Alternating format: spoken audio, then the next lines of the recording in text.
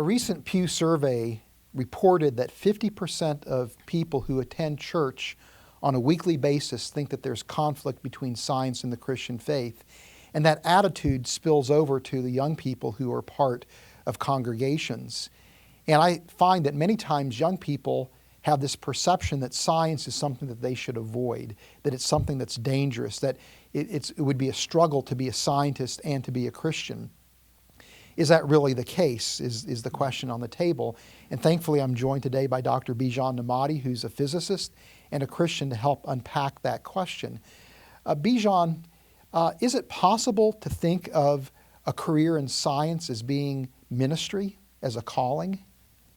Oh yeah, I think very much so, very much so. I feel like the scriptures certainly speak of it that way. The scriptures talk about God's glory being seen through what He's made. So it is in some ways, it is so much a direct answer or direct application of these passages that talk about God's glory being seen through what He's made, that you almost sometimes could make the mistake of thinking, is there anything else?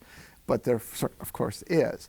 But for sure, for the Christian to be engaged in science and in contemplating what God has made and how that speaks to God's greatness is a privilege.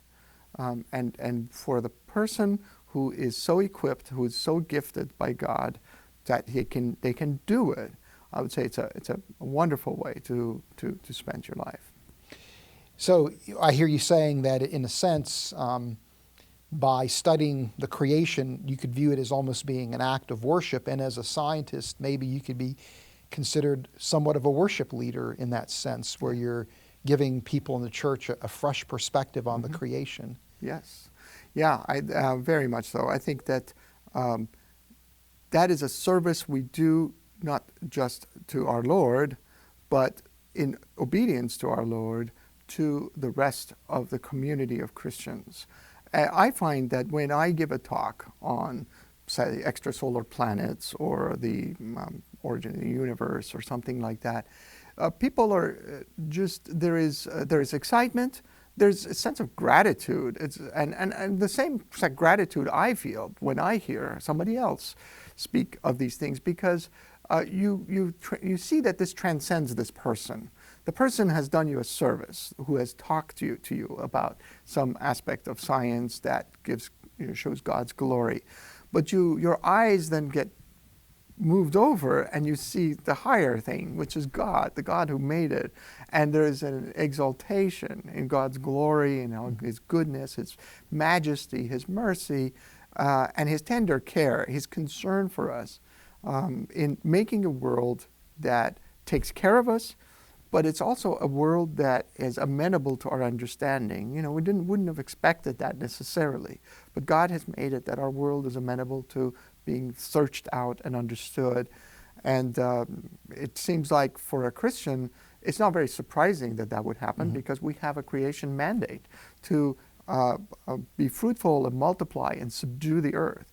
The subduing of the earth is an engineering with the tools that God has given us, so that we basically manage the world, and that requires some understanding.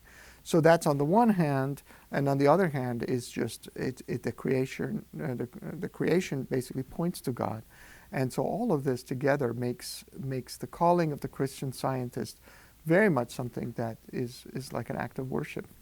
Now, specifically with regard to your work in physics and building instruments to search for extrasolar planets, how do you see that work specifically as ministry? Oh, it's basically when you look at the past 20 years of extrasolar planets, you find that the discoveries very much point to make us focus more on how special a place we have on the Earth, and how much the Earth is, as a planet, finely tuned for our existence, and even as a platform from which we can understand. That's a whole subject in and of itself.